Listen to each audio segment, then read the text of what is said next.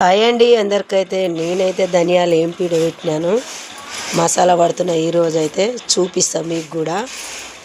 ఎలా పడతానో ధనియాలు అయితే ఏంపి పెట్టిన చూడండి ఇదైతే ఇలాచి